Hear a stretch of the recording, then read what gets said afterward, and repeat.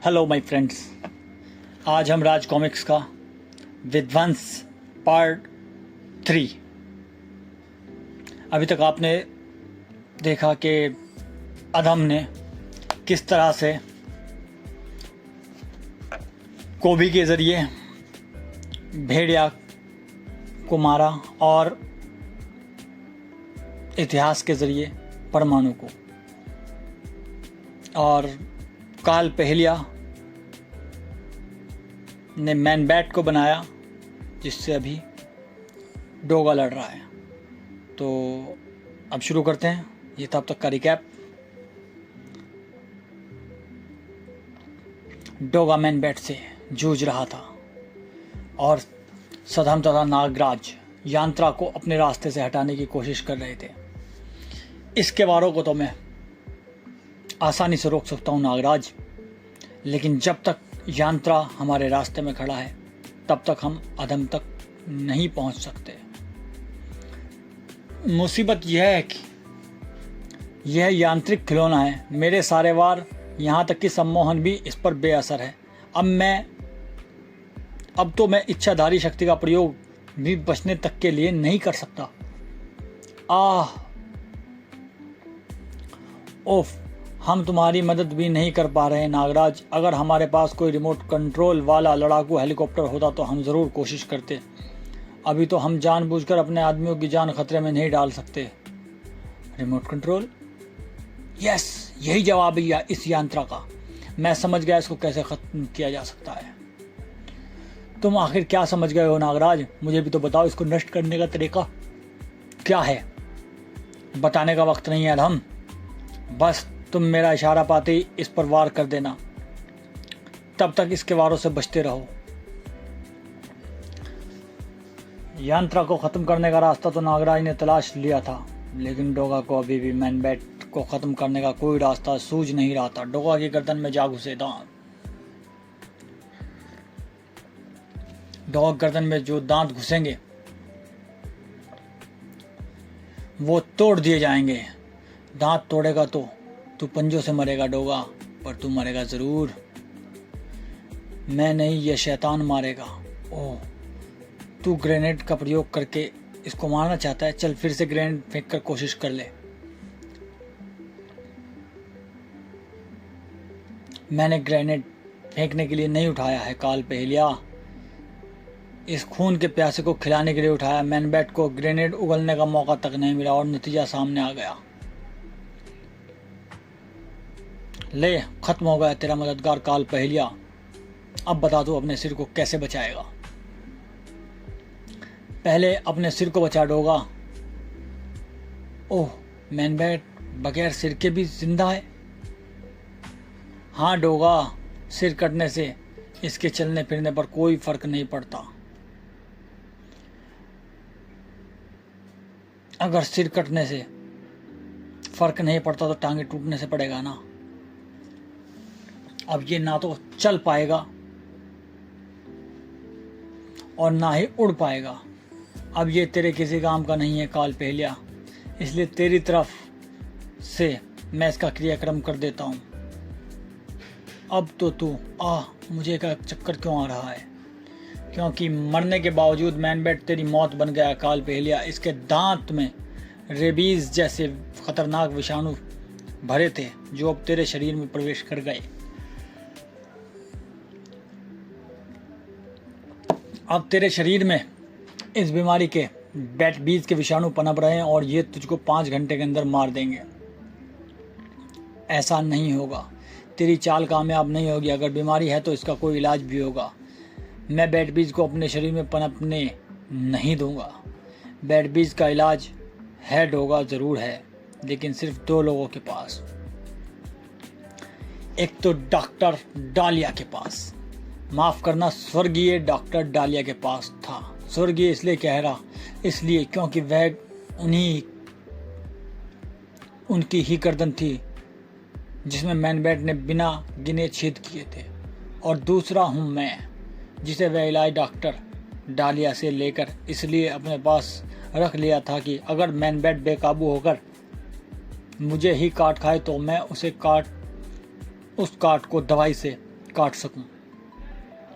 तो फिर तू मुझे या तो अपनी जान देगा या फिर दवाई। काल पहले से तू कुछ भी नहीं ले पाएगा डोगा, क्योंकि इतिहास तुमको उस युग में ले जाएगा जहां पर ना तो कोई डॉक्टर हो और ना ही दवाई। वहां पर होंगे तो सिर्फ तेरी जान के भूखे लड़ाकू योद्धा। और इस कमजोर हालत में तू उनसे 5 मिनट भी नहीं बच पाएगा। अब देखना ये है कि निहत्था डोगा पहले योद्धाओं के हाथों मरता है या बैट बीज के हाथों। हा हा हा हा। इस समय तू सिकंदर की उस बची कुची सेना के योद्धाओं से घिरा हुआ है जिनको सिकंदर पोरस से हुए युद्ध के बाद छोड़ गया था। बहुत दिनों से इन्होंने कोई जान नहीं ली और इस वक्त इतिहास के नियंत्रण में ये तेरी जान लेकर अपनी प्यास बुझाएंगे। ओह, इस कमज़ोर अवस्था में मैं इनसे नहीं लड़ सकता। मुझे यहाँ से भागना होगा, छुपना होगा। आह, कुछ नज़र नहीं आ रहा, लेकिन झाड़ियों का बुरी तरह से हिलना यह बता रहा है कि डोगा मरने से पहले बचने की जी तोड़ कोशिश कर रहा है, लेकिन वह बच नहीं पाएगा। नहीं बच रहा। हा हा, नहीं बचा। हा हा, पहले मैं देखूंगा कि ये कहीं इसकी चाल तो नहीं। शायद ये मरने का नाटक कर रहा है। इसकी नब्ज देखता हूँ। तू सही समझ रहा है इतिहास। मैं मरने का नाटक ही कर रहा था ताकि तू मेरे पास आ जाए और मैं तेरे बदन में ये घुसा सकूं। क्या है ये मैन बैट का वेदांत है जिसको मैंने तोड़ा था। मैं इसको साथ लेता आया। अब तेरे शरीर में भी वही घातक विषाणु दौड़ रहे हैं जो मेरे शरीर में है। अब तू भी मरेगा। अच्छी चाल थी डोगा, लेकिन इससे कुछ नहीं होगा। ये 5 घंटों में असर करता है और तू तो कुछ पलों का ही मेहमान है। तेरे मरने के बाद मैं वापस अपने वर्तमान में चला जाऊंगा और काल पहलिया मुझे बैट बीज की काट पिलाकर ठीक कर देगा। वह तुझे कभी काट नहीं देगा। तू अब उसके लिए बेकार है। अब तेरी उपयोगिता खत्म हो चुकी है। डोगा की नब्ज डूबती चली गई। ये तो मर गया पर मुझे टेंशन देगा। क्या सचमुच काल पहलिया मुझको दवाई नहीं देगा? अभी वर्तमान में जाकर पता करता हूँ। अगर काल पहलिया मुझको दवाई नहीं देगा तो मेरे साथ साथ खुद भी मरेगा। मैं उसको छोड़ूंगा नहीं। काल पहलिया तू आ गया। इतिहास डोगा कहाँ है? मर गया डोगा। मैंने अपने इन्हीं हाथों से उसके घायल शरीर में तलवार घुसाई, पर तू उसकी लाश लेकर क्यों नहीं आया? मेरे साथ साथ उसकी लाश भी वर्तमान युग में आ गई होगी, यहीं कहीं पर पड़ी होगी। पर अभी भी ये बात छोड़ो, मुझे बैट बीज की एंटीडोट दो फटाफट। बैट बीज की एंटीडोट तुमको क्यों चाहिए? उस डोगा के बच्चे ने मरते मरते मैन बैट का टूटा दांत मेरे गले में गाड़ दिया। कहीं यह डोगा से मिल तो नहीं गया, लाश भी लेकर नहीं आया। कहीं अब बहाने से मुझसे दवाई लेकर डोगा को न दे दे। बैट बीज की गांठ बीमारी के लक्षण दिखने के बाद ही खाई जाती है। इतिहास अभी तो तुम ठीक ठाक नजर आ रहे हो, यानी मरते मरते डोगा मुझे सच्चाई बता रहा था। तू दगाबाज है, मुझे दवाई नहीं देना चाहता,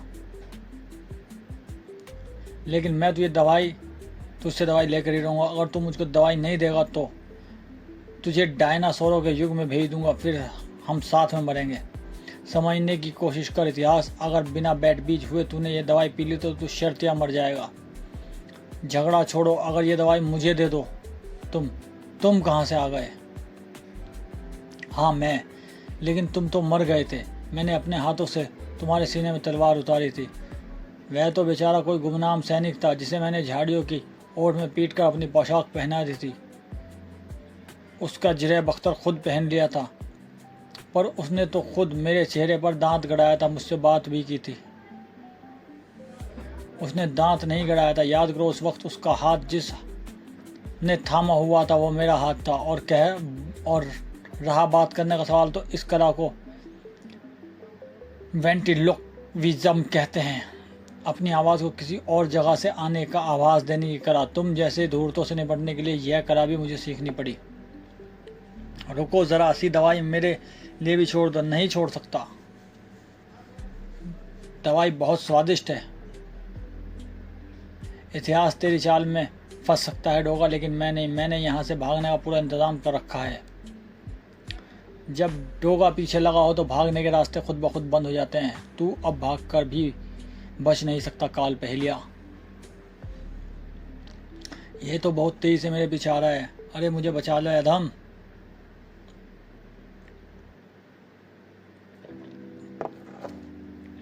मैं पहाड़ी के नीचे तक पहुंच गया। अब डोगा क्या अपने पास आने से पहले मैं फूट लूंगा। तू जहां तक भाग सकता है भाग काल पहलिया, डोगा तुझको दौड़ा दौड़ा कर मारेगा। डोगा ने मोटरसाइकिल में किक लगाई और काल पहलिया के कान एक भयानक धमाके से गूंज उठे। यही है क्या? वापस जाकर देखता हूं। डोगा की मोटरसाइकिल में धमाका हो गया और डोगा मारा गया। यह कैसे हुआ? मैंने किया। भूना वामन के हाथ लगे बिना कोई काम पूरा हो ही नहीं सकता। तुमने अधम को पुकारा और अधम ने मुझको। बस मैंने फटाफट सारी सिचुएशन समझ ली कि जल्दबाजी में डोगा मोटरसाइकिल से तुम्हारा पीछा करेगा और मैंने उसकी मोटरसाइकिल में बम फिट करके उसके वाहन को ही उसका काल बना दिया। डोगा अभी मरा नहीं है। उसके जिरेब अख्तर ने उसको धमाके द्वारा मरने से बचा लिया है, लेकिन अब मैं उसकी जान निकालूंगा। यह कोई प्रतिरोध नहीं कर पाएगा। मर गया था डोगा। अब बारी यांत्रा की थी। तेरी कोई और चालाकी काम नहीं आएगी नागराज। अब मैं तेरे सिर और धड़ में विपरीत ऊर्जा भरकर उनको अलग अलग कर दूंगा। मेरे हाथ से ऊर्जा क्यों नहीं निकल रही? गुरुदेव भी अचंभित थे। यांत्रा से मेरा संपर्क टूट रहा है, पर कैसे? यांत्रा पर तो किसी ने कोई वार नहीं किया। अब इस पर वार करो सधम। अब यह तुम्हारे वार को अपने आप से दूर नहीं रख पाएगा। तुम सच कह रहे हो नागराज, वरना अगर मेरा मंत्रित वार मुझे ही आ लगा तो अपने वार से मैं खुद भी नहीं बच पाऊंगा। तर्क करने में समय खराब मत करो सदम, वार करो। मैं ज्यादा देर तक इसको विवश नहीं रख पाऊंगा। तो लो नागराज, तुम्हारे विश्वास पर मैं वह मंत्रित वार कर रहा हूं जो धातु को भी वायु बना दे। यांत्रा वार को पलटा नहीं सका और उसका धातु का शरीर गलता चला गया। यह कैसे हो गया? यांत्रा से मेरा संपर्क कैसे टूट गया? अगर ऐसा ना हुआ तो मैं नागराज सदम को जिंदा नहीं छोड़ता।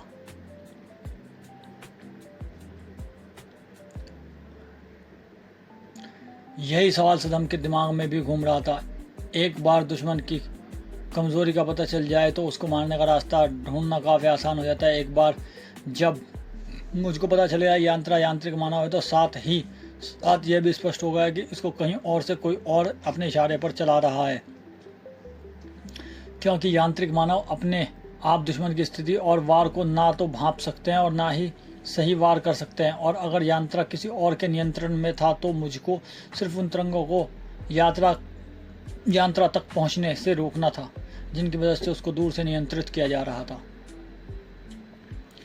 और ऐसा करने के लिए मैंने अपने सभी सर्पों को अपनी मानसिक तरंगे प्रेक्षित करने का आदेश दिया और भगवान से प्रार्थना करने लगा कि वे मानसिक तरंगे दूर नियंत्रित तरंगों में वह ध्यान पैदा करके उनको यांत्रा तक आने से रोक दें।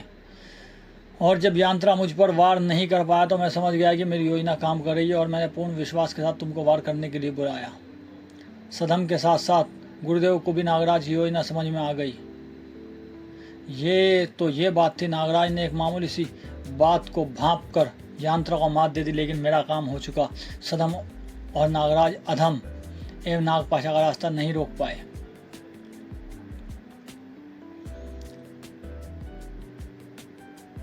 नारका द्वीप में चल रहे घटनाक्रम की खबर राजनगर में पहुंच चुकी थी। सुपर कमांडो ध्रुव तक। कैप्टन अभी खबर आई है नारका जेल के ऊपर नागराज और एक अनजान व्यक्ति को किसी खतरनाक प्राणी से लड़ते हुए देखा गया है। लड़ाई काफी देर से चल रही थी। अभी तक लड़ाई के नतीजे में कोई सूचना नहीं आई है। अगर नागराज राजनगर में आया है तो कोई खास बात ही होगी। मुझे उसकी मदद करनी होगी। ध्रुव को नारका जेल जाने तक की जरूरत नहीं पड़ी। ध्रुव, नागराज तुम यहाँ पर कैसे? अच्छा हुआ कि तुम यहीं पर मिल गए। हमको तुम्हारी मदद की जरूरत पड़ सकती है। नागराज ध्रुव को पूरा घटनाक्रम सुनाता चला गया। वह महापापी अधम नारका जेल क्यों आया था, यह तो हमको पता नहीं चल सका, क्योंकि जेल अधिकारियों से पूछताछ करने से कुछ भी पता नहीं चल सका। कोई कैदी गायब भी नहीं हुआ। शायद हमारे वक्त पर पहुंच जाने के कारण अदम और नागपाशा को वहां से भागना पड़ा। मुझे तो यह समझ में नहीं आ रहा कि नागपाशा जैसा खतरनाक खलनायक अदम से कैसे जा मिला।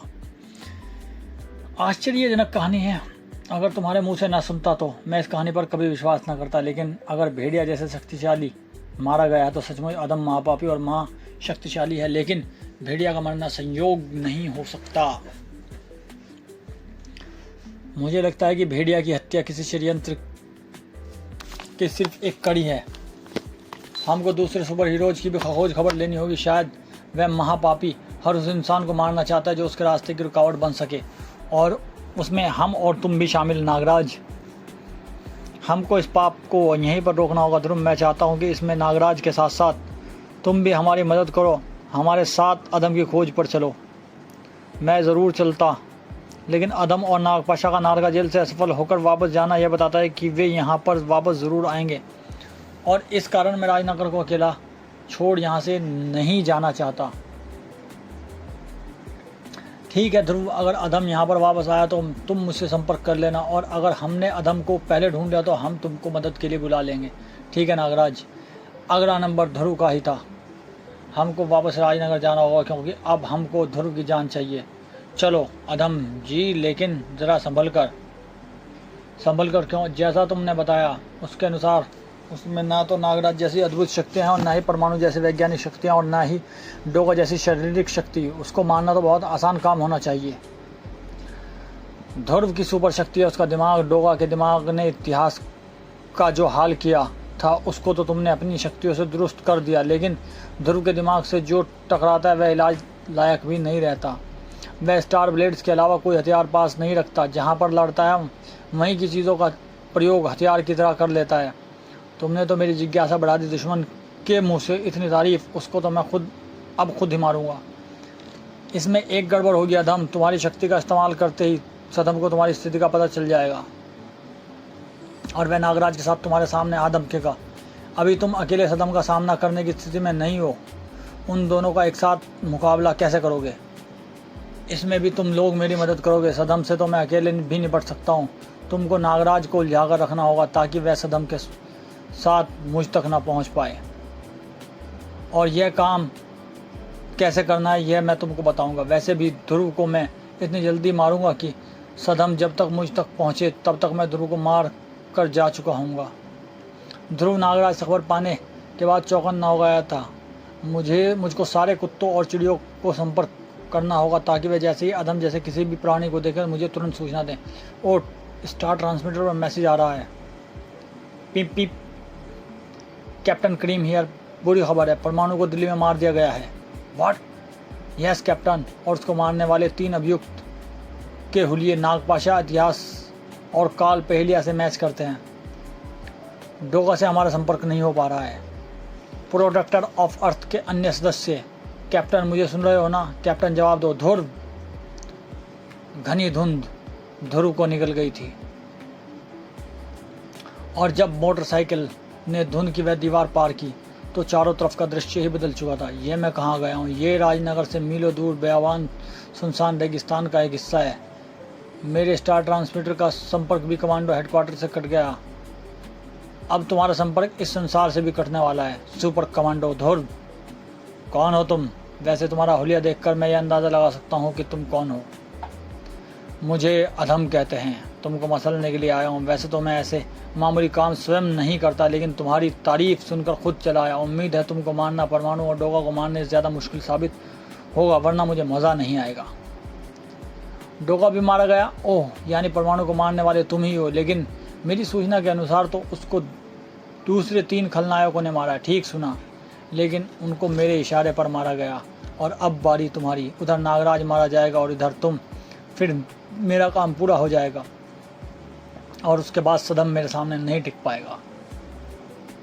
अब चल, मुझको मंत्र किरण वार गलागल से बचकर दिखा। ध्यान रहे, अगर ये तुझको लग गई, तुझको गलकर मरने से ना तो विज्ञान रोक पाएगा और ना ही तंत्र। ध्रुव के साथ साथ नागराज के सिर पर भी मौत मंडराने लगी। ओह, मुझको अधम के संकेत मिल रहे हैं। वह अपनी शक्ति का प्रयोग कर रहा है, लेकिन संकेत अभी बहुत हल्के हैं। सही स्थिति का पता लगाने में थोड़ा सा वक्त लगेगा, लेकिन मैं तुम्हारे साथ अधम के पास अभी नहीं जा सकता। सदम, महानगर से मेरे सर जासूस सर्पों के संकेत आ रहे हैं।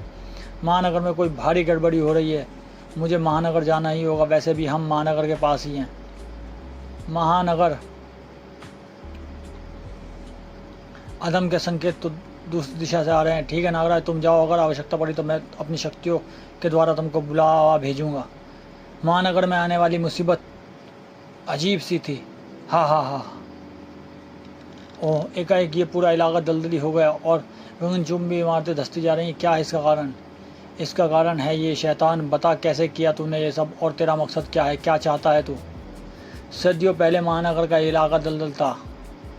समय बीतने के साथ साथ ये सूख गया। मैंने तो बस उस इतिहास को जिंदा किया, यानी इतिहास यानी मुझको पीटना छोड़कर पहले दलदल में डूबते लोगों को बचाना। नागराज, फिर मेरा मकसद पूछते रहना। यह सही कह रहा है। मुझे पहले निर्दोषों की जान बचानी पड़ेगी। नागराज की कलाइयों से बेशुमार सर्प रस्सियाँ निकल कर दलदल में डूब रहे लोगों के शरीर से लिपटने लगी और उनको सुरक्षित स्थानों पर पहुंचाने लगी। तभी वातावरण अलग अलग तरह की सुमधुर लहरियों से गूंज उठा। अरे, ये तो बीन की विभिन्न धुनें हैं। मेरे सांप इस धुन को सुनकर मस्त हुए जा रहे हैं। सर्प रस्सियाँ टूट रही हैं और ये तो मेरे शरीर में घुसने का आदेश तक नहीं मान रहे हैं। इससे तो बाद में निपटूंगा। पहले उन लोगों को बचाना होगा जो अभी दलदल में फंसे हुए हैं। मैं भी जब धंसने रहूँगा तो इच्छाधारी कणों बदल कर बच जाऊँगा। नागराज खुद दलदल में जा कूदा, लेकिन उसे लोगों को बचाने की ज़रूरत नहीं पड़ी। अरे, ज़मीन एक सख्त होती जा रही है। पेड़ पौधे आश्चर्यजनक गति से बढ़ रहे हैं।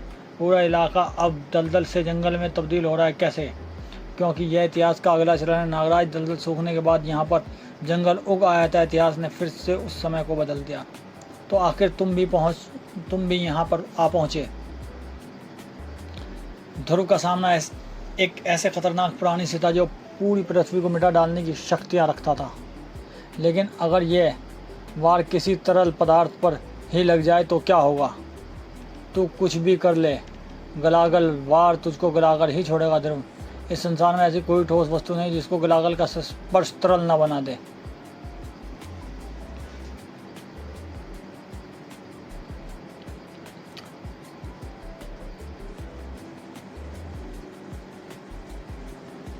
लेकिन एकदम गलत।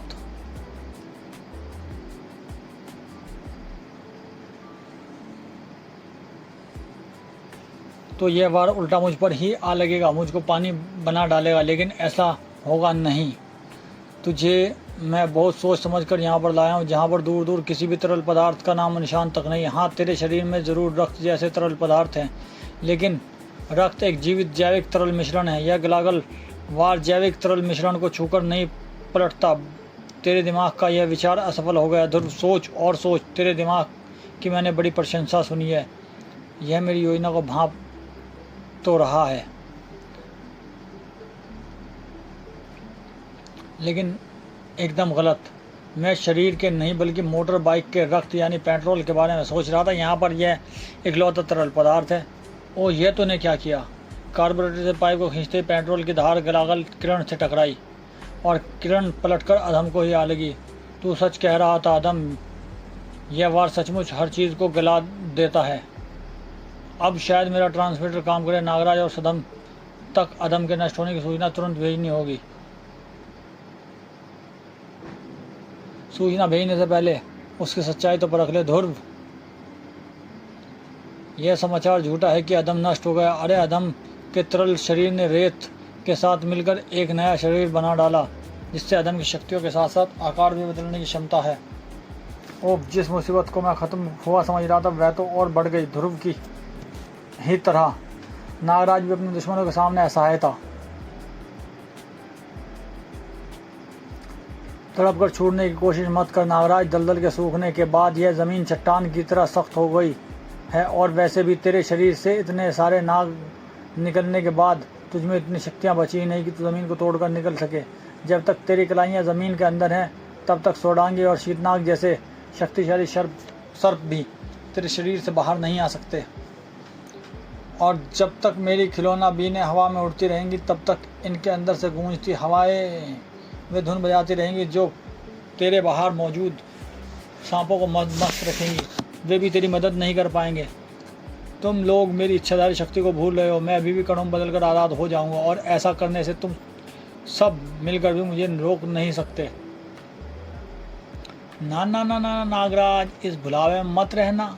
हमने इसका इलाज भी सोच रखा है। शॉक क्वायन तेरे माथे से चिपकते ही तुझे ऐसे बिजली के झटके देगा कि तू इच्छाधारी कणों में बदलने के लिए अपने दिमाग को केंद्रित ही नहीं कर पाएगा। और अब तेरी मौत तेरे सिर पर मंडरा रही है नागराज। एक ही झटके में मेरी तलवार तेरे सर को धड़ से जुदा कर देगी। नागराज सुपर विलनों के जाल में मक्खी की तरह फंस चुका था। मौत सामने खड़ी थी और वहाँ से दूर एक और सुपर हीरो मौत से जूझ रहा था। इसकी रेतीली धारदार उंगलियां मुझे काट डालने के लिए इतनी तेज़ी से घूम रही हैं कि मेरी फुर्ती भी कुछ नहीं कर पा रही। इससे पहले कि ये मुझे काट डाले, मुझे इसको काटना होगा। हाँ, बस यही है तेरा दिमाग। धुर, तेरे नुकीले सितारे तो मेरे रेतीले शरीर में धंसे जा रहे हैं, मुझे नुकसान नहीं पहुंचा पा रहा है। यह सही कह रहा है। इसको काटने के लिए ज़ोरदार हथियार चाहिए, जैसे आरी, और मुझे अपनी आरी खुद तैयार करनी पड़ेगी। स्टार ब्लेड्स मोटरसाइकिल के पिछले टायर में थोड़ी दूरी पर धंसने लगे। मोटरसाइकिल स्टार्ट होते ही स्टार ब्लेड्स ने भरा पहिया तेजी से घूमने लगा और आरी की तरह अधम के रेतीले शरीर को काटता चला गया। वाह, मान गया तेरे दिमाग को, लेकिन मुझे काटने से मैं मरूंगा नहीं। इतनी देर में मेरी शक्तियाँ इतनी सक्रिय हो जाएंगी मैं गलागल की काट तैयार करके अपने आप को सामान्य रूप में वापस ले आऊँ। पर फिलहाल तो रेतीले शरीर को ही जोड़कर लड़ना होगा, क्योंकि गलागल का असर जाने में समय लगेगा। पर अब मुझे हाथ पैर से लड़ना नहीं पड़ेगा। मैं तुझ पर शक्ति वार करूँगा। रियर व्यू मिरर से टकराकर किरण पलट रही है। यही इसकी शक्ति का काट है। अरे, किरण वार ने दूसरी तरफ से आकर शीशे को तोड़ दिया। थोड़ा बहुत दिमाग अधम के पास भी है। अब तू नहीं बचेगा। बचने के सारे तरीके तो आजमा चुका है, असफल हो चुका है। तो दोस्तों, अभी ये पार्ट हम यहीं ख़त्म करते हैं। नेक्स्ट पार्ट इसके बाद अपलोड करेंगे। तो प्लीज़ चैनल को लाइक करें, सब्सक्राइब करें, शेयर करें, जितने भी कॉमिक्स लवर हैं सबके पास। ओके।